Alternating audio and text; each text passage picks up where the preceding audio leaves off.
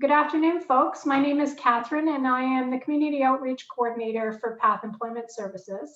Thank you for joining us today on our series, Let's Talk Careers. PATH hosts these interviews on a weekly basis for individuals who are considering certain career paths or thinking about changing from their present one into a new one. Each one of our guests that we have share their unique career journey with us. Sometimes they involve challenges, accomplishments, some helpful tips, and some great life stories. So today, I'm thrilled to announce my guest for today is Larry Pattison. Hi, Larry. Thanks for joining me today. Hello, Catherine. Thanks for having me. How are you doing today? I'm doing great. A little nervous. One thing about COVID is, being stuck at home, besides talking to my wife and my kids, not really talking to a lot of people and not having a lot of, meetings. So. Yeah, the interaction is confusing at first until you get going. Well, this is a very casual conversation between me and you about your job and your life and whatever you want to share. So no need to be nervous with me. Well, maybe it's about following up in the footsteps of all the great guests you've had so far. I've enjoyed. I've watched maybe half a dozen so far, and I've really enjoyed learning about them and their path. Yeah, it's been a learning experience for me as well. There's been some great stories that people have shared. So I'll start off. I guess I ask most of my guests this question about your first job. What was your first job out there? I was a paper boy. I believe that I was 12 years old for the Hamilton Spectator. Interesting. And what would you say you got from that experience? Other than a bite on the leg, it was a really wonderful experience. I mean, it was certainly an early opportunity to kind of get over fears of just talking to people. I mean, you had to go knocking on doors, you had to collect the money off the folks, and some people made it easy, and some people made you a little nervous about asking every week. Can you pay for your paper? But you did it in pretty crazy weather, whether it was hot, whether it was, snowstorms pulling your little buggy. It certainly taught a lot of resilience. And it's really a shame that kids these days can't have that kind of a job, because I just think it teaches you so much. I mean, to be earning money at 12 years old, right, to have a job and to be a part of something like the Hamilton Spectator, it was a great experience that I think kids are missing out on for sure. Yeah. I know we have some local papers, but they've kind of just diminished, and most of them are done online now. So it's, I guess it's a sign of the times, eh? Yeah, for sure. Or, just an opportunity to look at it differently and to see how we might be able to maybe bring some of that back. Mm-hmm. Yep. Yeah, these are good life skills for our youth that they're missing out on, some of them. Yeah, and I mean, the paper route was right around the corner of my house. So I mean, I knew a lot of the families, and it just opened your world to who your neighbors were. And yeah, absolutely. So what is your job occupation now, Larry? So my title is Fiber Network Administrator for Cogeco, Cogeco Connection. My office is here in Hamilton, and I've been there about 23 years. And if you ask my wife what a fiber network administrator is, or pretty much probably anybody in my work, and not a lot of people know what that is. But basically, we make maps for Ontario to cover the fiber optic network. So. Okay. And 23 years, it's a long time to be in the same industry nowadays. It is, yeah. May it'll be 23 years. I mean, it's not as common these days. I mean, of course, in our parents' and grandparents' generation, my grandfather graduated. He retired from Stelco after 30 years. My dad kind of prolonged a little bit, and he retired from Stelco at 37 years. And when I started this job, my boss told me there was about 3 years of work. We had just bought this. Hamilton used to be Rogers in the lower city, so we had just bought out Rogers in Hamilton, and I figured there'd be about 3 years of work to cover all the new purchases we have done. And 23 years later, we continue to grow. The industry changes so much that it in itself, it just creates job security, because there's always new technologies, and people want faster internet for their houses, and cable TV is changing, and offering phones and all these different things that changes over the years. So it's been been exciting to be on the inside and watch how this type of utility has grown and evolved. And we faced some pretty tough economic and and now social times throughout the 23 years, but it all came down to people still needed to the internet to look for work, or to escape the troubles of their life and watch TV, or all those kind of things. So it's been good to my family, certainly. I mean, there's been layoffs over the years, some pretty major ones actually, but I've been lucky to make my way through those and still be employed. And what made you get into this type of job? Was it a fascination with the industry? Was it previous skills? No, I think a lot of us will tell you that nobody goes to school to work for the local cable company, and it's not a knock against it. It's just not something you think about, really. I mean, who knows what jobs are available within that kind of an industry? And really, it's everything from you can do graphic design, you can do sales, you can call center. There's outside working on fixing the lines, and inside the homes helping customers, and in my specific job is sitting in front of a computer all day making maps. So my previous job, I had also done CAD design there. I used to work for a company called Stencil House, and then it became Craftco Industries, and it was originally located on Nebo, but then they moved to the old Wilkinson Compass building on Wentworth Street North, right next to the Eva, what's now known as the Eva Rothwell Center, but it was land when I worked there. So I'll go in a bit of that job in itself. Is they made stencils, and I started out pretty much not too long after high school, and worked in the kind of the warehouse. We used to clean stencils. They would go through an engraving system, and then we would clean them, and that's what I started doing.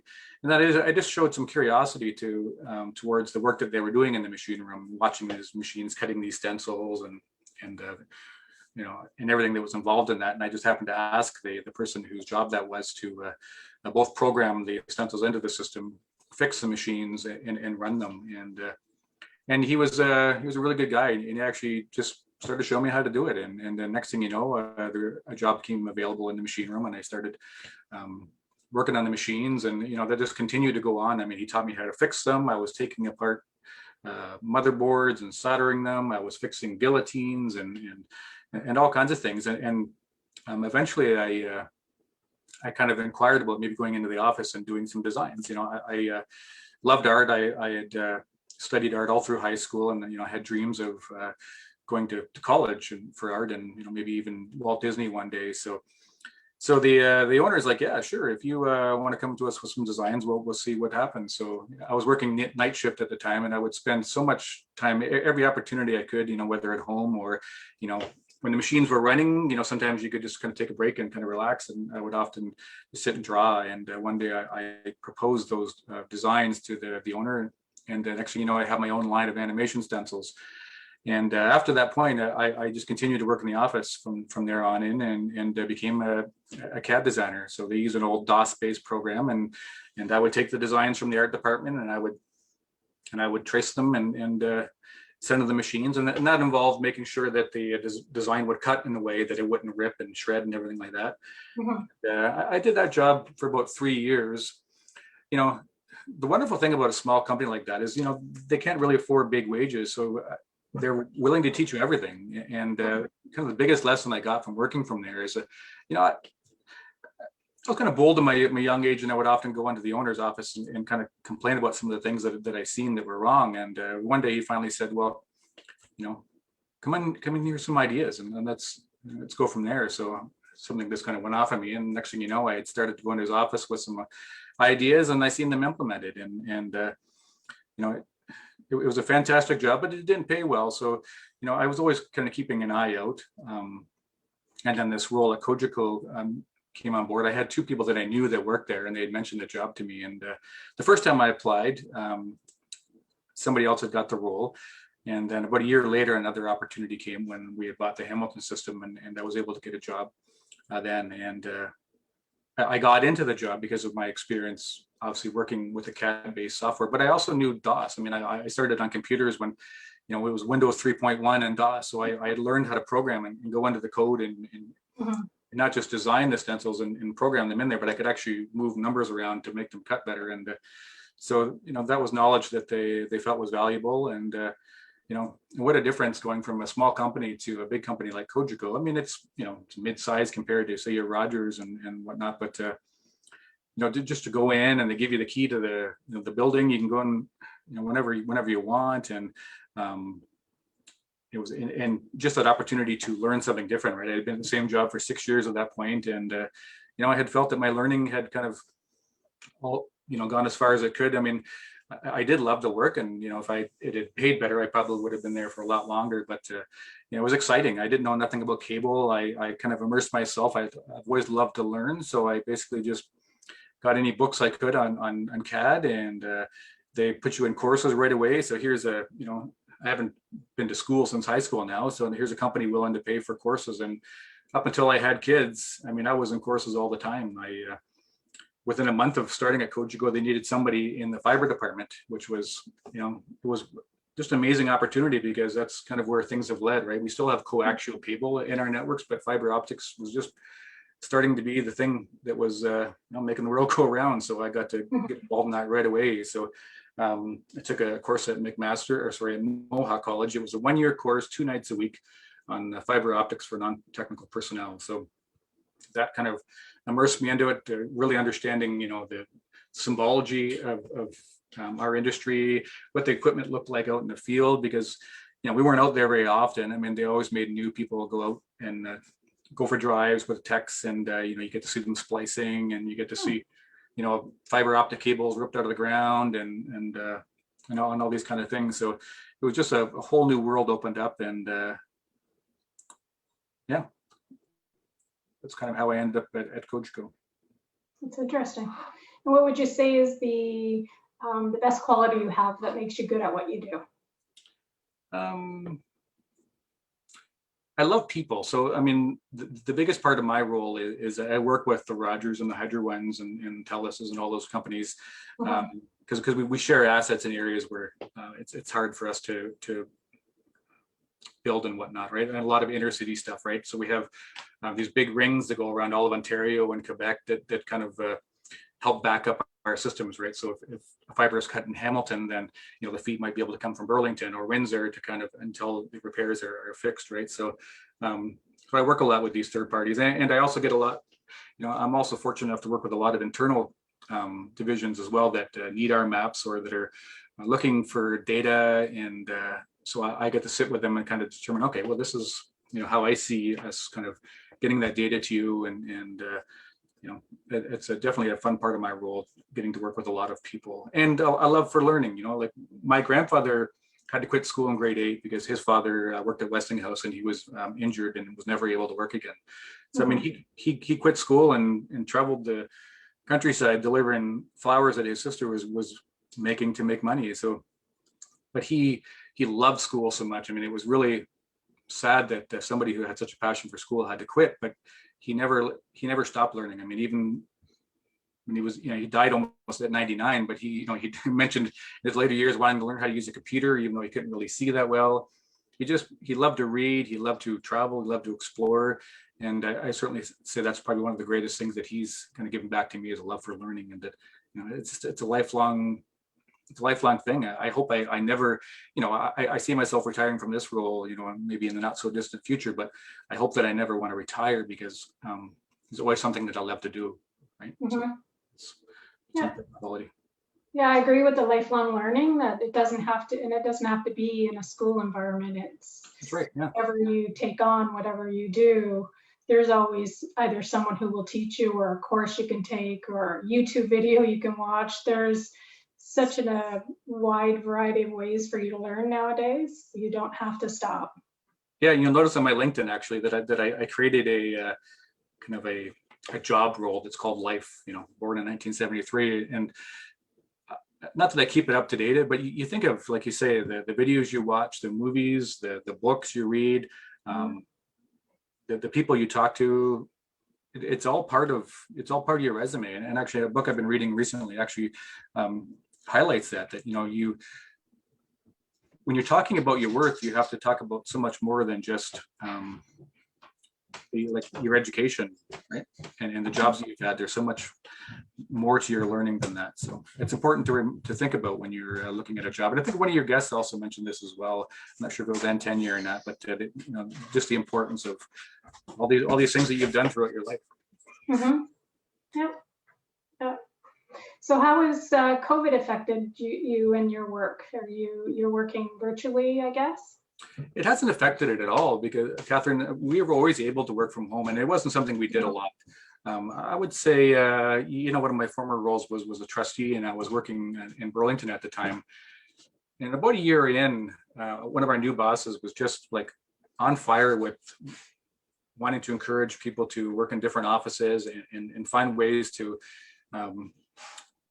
make work kind of work for them instead of, the other way around. And so I moved to the Hamilton office. I guess it's been 6 or so years now, and that alone made a big difference. It didn't mean that I even though I'm 7 minutes now from the office, it didn't mean that I still didn't just enjoy working from home once in a while. And it's something a lot of us take advantage of.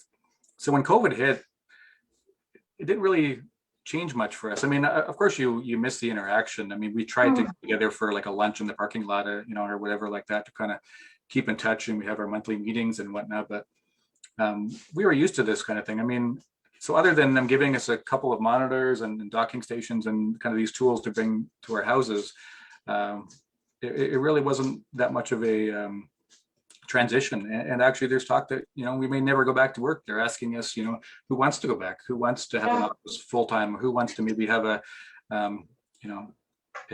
hotel station that you go into once or twice a week just to, get out of the home and see your colleagues, right? So I think we're going to see the workplace change, and I think it's for the better. Like what a thing to be able to sit here with your cat on your table or your dog kind of sniffing under your leg, and it's been good.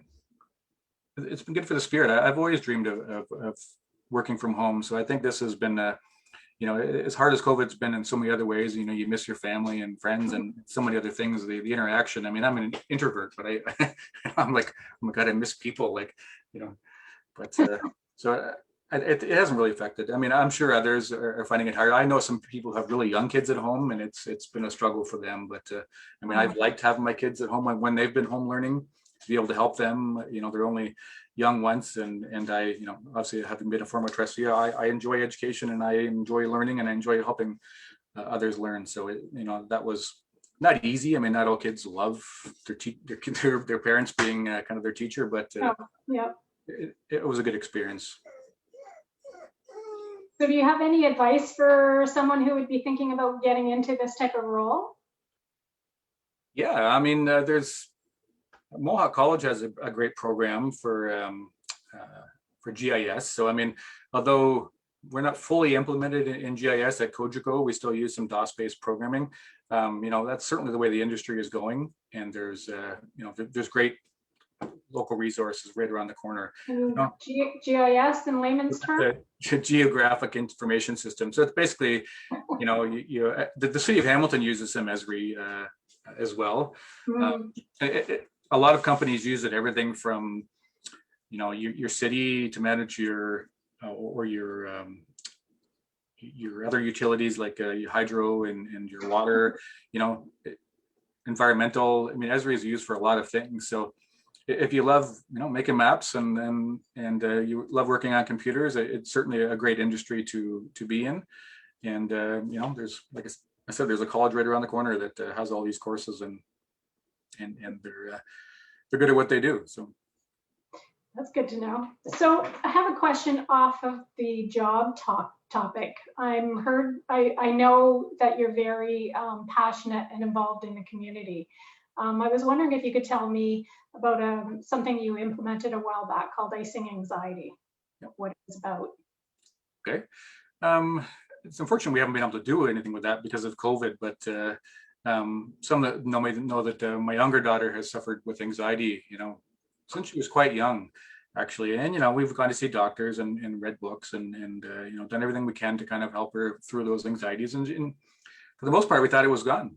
Like she was this strong, funny, independent little kid, and all of a sudden, she loves to skate, and she's always loved to skate, and and she did try hockey when she was 4. Both my kids were in school or in hockey when they were younger for the initiation program, and then the Bulldog had this great thing called Building the Dream. I think it was called. It was at kind of a subsidized hockey program for youth.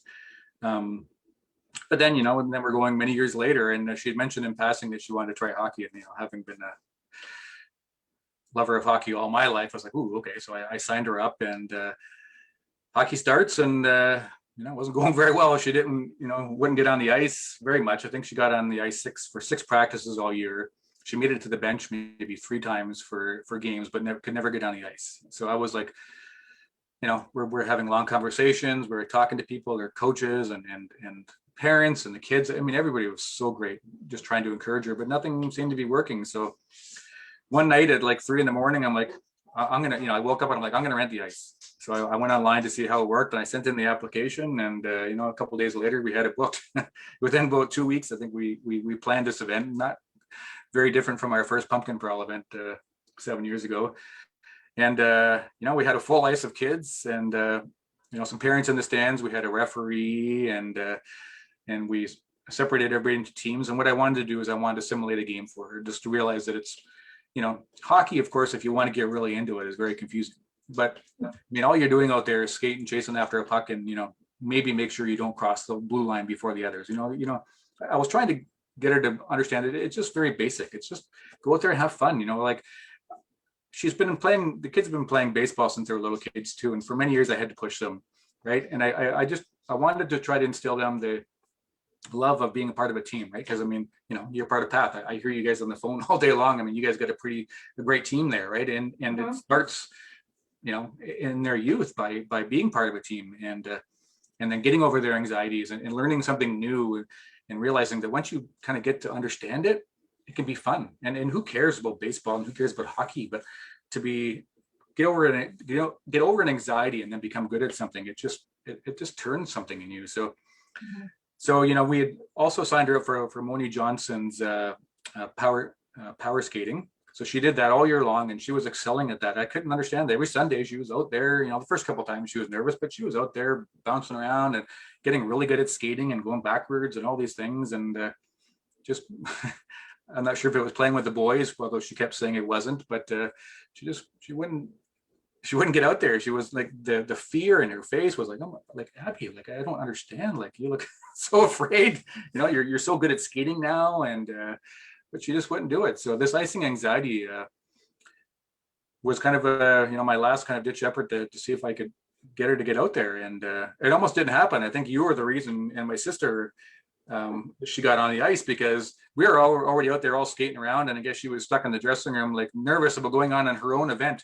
All these kids came out to support her. All these families were in the stands, and we're selling pucks and all kinds of stuff out to help fundraise this event out in the hall beforehand. And everybody was excited, and she didn't seem to show any fear. She was here at home helping us make these pucks and everything like that, and signs. And then you guys told her that you were a little nervous and you can't skate. You're quite funny to watch out there. So I think, to me, it was being able to help somebody else. Sorry, I still get choked up talking about this, but being able to help somebody else get over their fears was like, something went off, right? Yeah. But she did awesome. She scored goals. She was playing around. She was helping you guys, and that was wonderful. And we certainly hope to do that again. Obviously, COVID happened shortly afterwards, and there wasn't the ability to get on the ice. But it didn't help the rest of the year. She still would get on the ice a little bit. But then at the end of the year, the girls hockey league, who had approached us a couple times saying, you should come try us, and we're like, Abby, is it the boys? Is they making you nervous? Like, she's always been showing off and funny in front of boys, and I couldn't understand that. But she went out and tried for the girls, and she did amazing, And then she played with the girls all year this year. Played her first 2 games, and she scored her first 2 goals. She's still nervous. She will always be a kid that'll be nervous. But I just hope that through all these things that we've done together, that she'll be. She'll look at this as an opportunity to help others. You don't make me cry. I'm sorry. I don't feel bad anymore. I watched Mike Schreiner cry on TV the other day. I'm like, oh, hey, you're my compadre.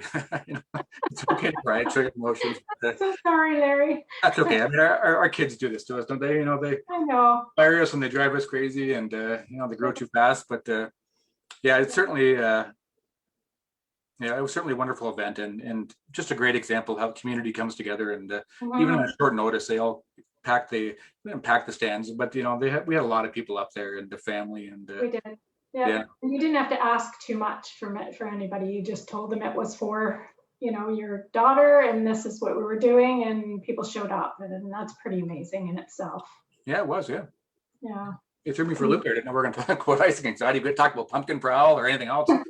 Well, you have so many hats that you wear in the community. I mean, it's not just your job, it's your life. Like, you're involved in Pumpkin Prowl, which is another event that you started for your children. Do you want to share about the Pumpkin Prowl? Or are you going to cry for that one too? No, I mean, it was another thing created because of a need. I was going to step back for a second, and people who are watching your talks here, and I hope that we get more people watching them, because I think they're very important to see what others have gone through to get to where they are.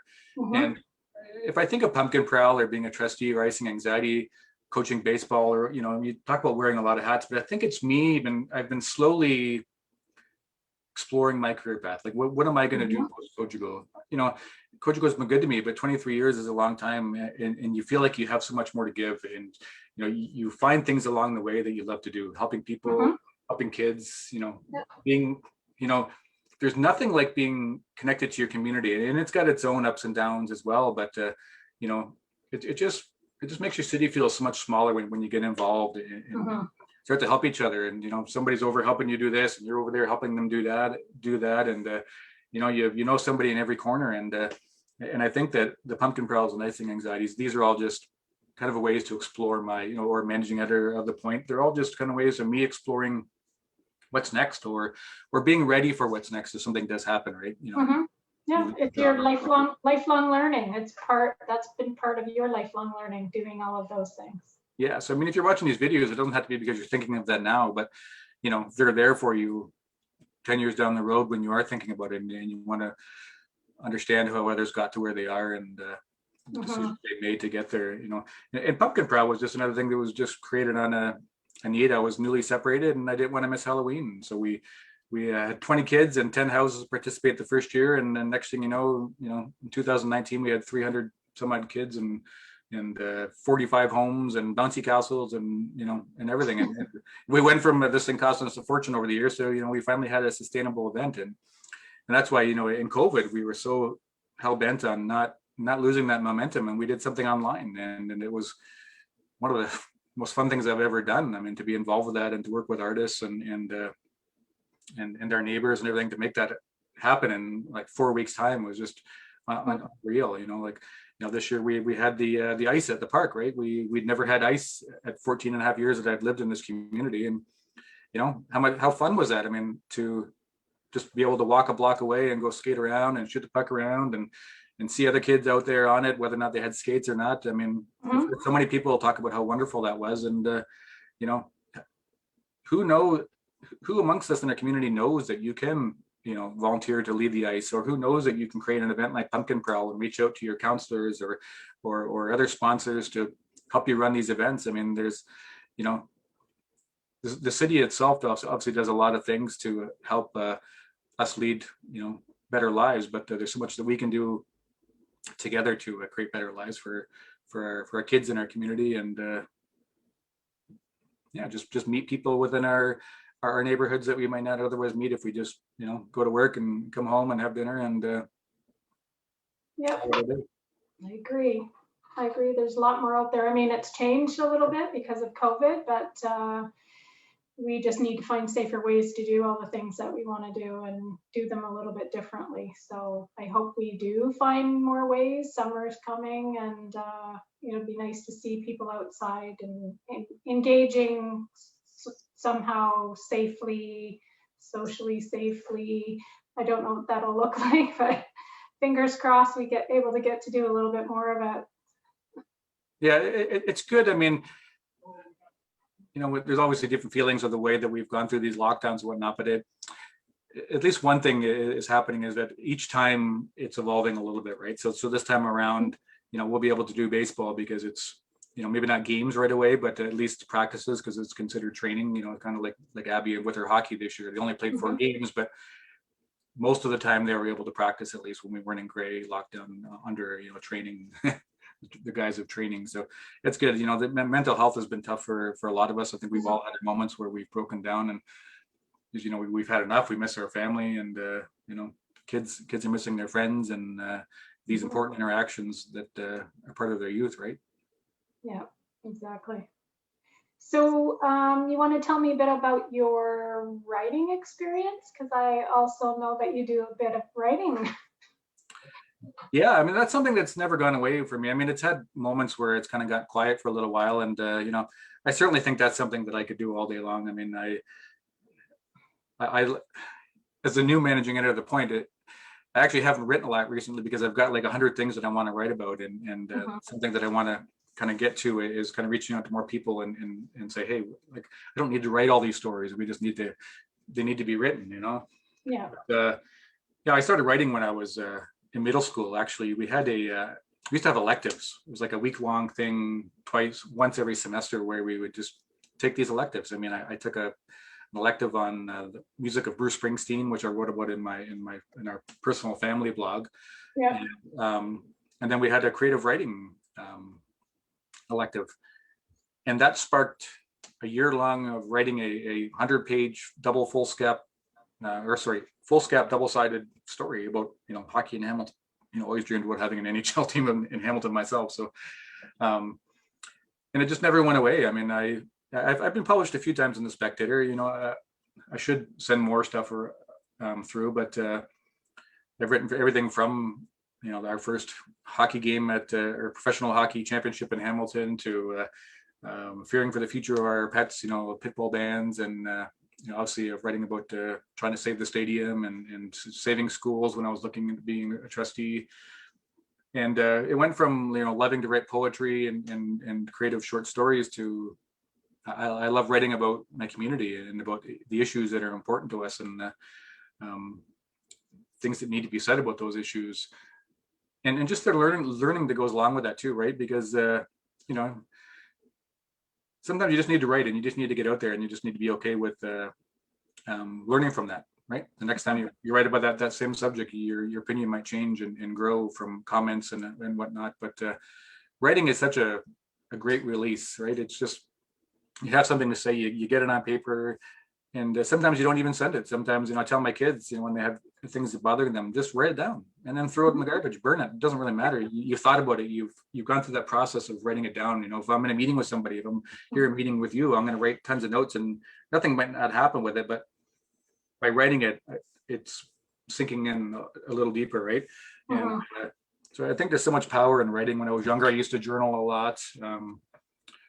I had some traumatic things happen when I was younger that I didn't really understand, and I did a lot of what was called mental toughness training in sport. So writing about your emotions and your feelings, and to try to help you through these things to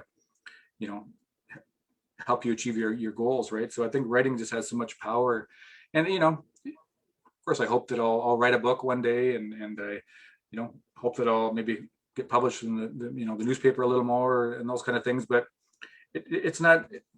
I've learned as I get older, it just can't be the goal. You just have to write because you love it, and then or do anything because you love it. Whether or not you want to work for Cogeco or City of Hamilton or be an elected official, just do what you love to do, and surround yourself with people who love to do those things too. And you might meet a spouse out of it. You might meet a best friend out of it, and but it's just nice knowing that you're around these people who share these passions. I was actually part of a writers group. McMaster used to have creative writing courses, and being part of a writers group is actually a wonderful thing, and it's something that I should think about getting into myself again, because we would critique each other's writing. We would go to when somebody had released a short story in a chapbook, we would go to the launch together, or didn't matter how far away it was. we would meet at each other's house. We would bring food and make food and have a few drinks, and just a bunch of people who loved writing.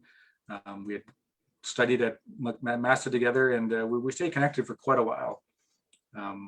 But whatever your passions are, just surround yourself with the people that love to do those things, and things can happen, right?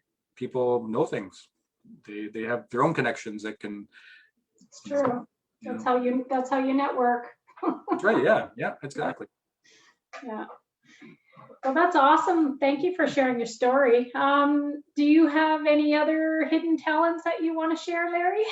Any other hidden talents? I mean, I still have a passion for education, of course. I was a trustee for 4 years, and I tell you, I don't regret stepping down because of family and other work issues. But I tell you, when you get involved in education, it's something that just doesn't go away. It's you're still following it. You're obviously you have an invested interest. You have kids in the system. Mm-hmm. Hopefully, maybe one day I'll have grandkids in the system.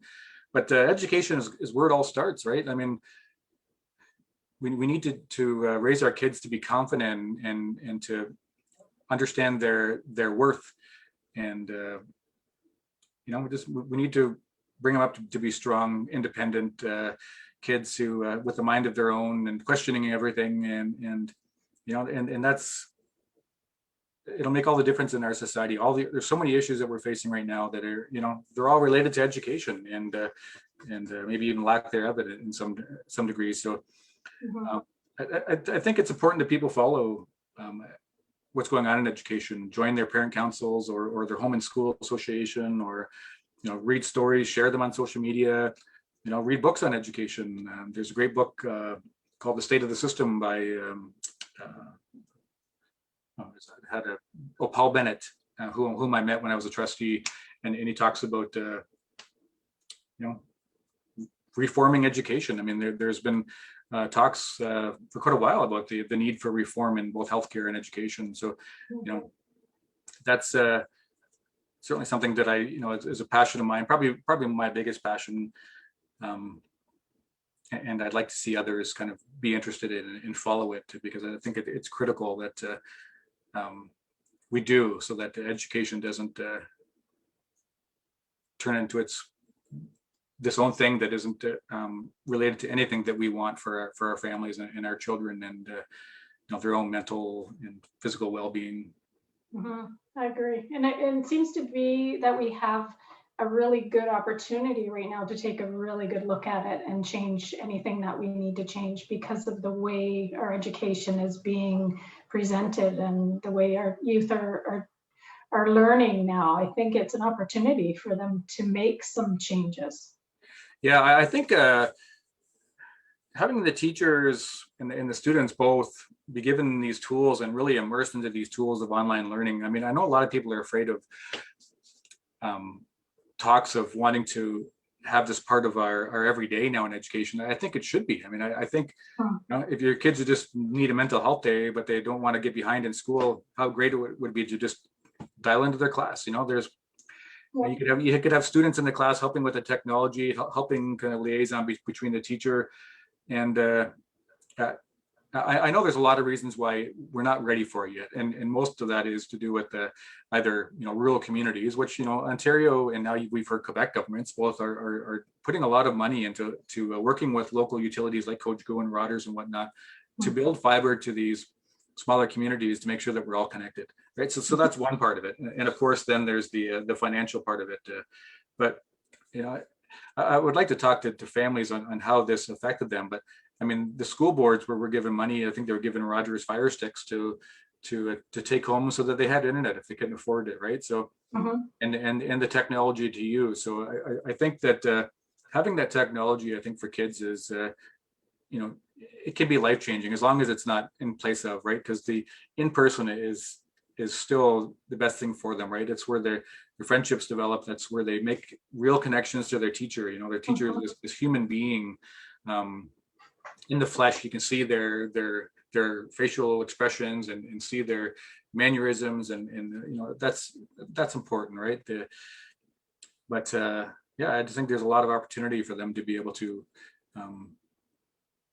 learn from home as well when the need arises. So I hope that we'll be a little more open to those options that are being proposed by the government. And but it's important to be part of that discussion, right? Because obviously we don't want to see it where it's becomes everything, technology, because technology is not healthy for us in any length of time. I mean, as much as I say that I want to work from home, it doesn't mean I'm not going to go to the local coffee shop and sit there and work one day, or have a space every once in a while at the cotton factory or something to go and get away and see people. It just means that I don't want to go into the same kind of cubicle every single day, day in and day out, right? So yeah, because motivation can come from any situation you put yourself in, and maybe you need to change your environment in order to be more motivated and more inspired. So yeah, and just being around different people with different opinions and different experiences, and that can relate to your. I mean, I've talked about this at work. Why is the CAD department all sitting together? Sure, these people might be driving these people crazy, so they might be better suited with these people from this team, and then they learn from each other and they bounce things off each other, and then you learn how your job affects what they do, and so that could be the same to where you plot your butt in the community when you're working during the day, right? Yeah, exactly. Anything else you want to share? I think we've covered almost all. And, I don't know. There's one little thing that you can do that you can share. Oh, harmonica! I don't. I didn't bring a harmonica. You didn't bring it, did you? No, I didn't bring it. No, I think I'd be too embarrassed to. I haven't played harmonica live in front of a lot of people. I was in a band for a little while. I mean, that's another thing. I guess we could close with that too. Is it not everything has to become a career? Like just because I love writing and I think that's something I might like to do.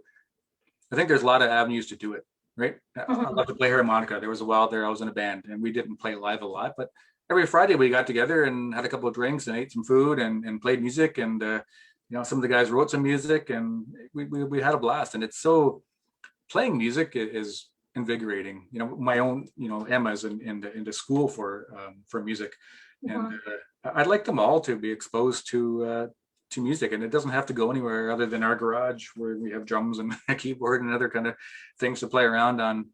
Just it's a great release.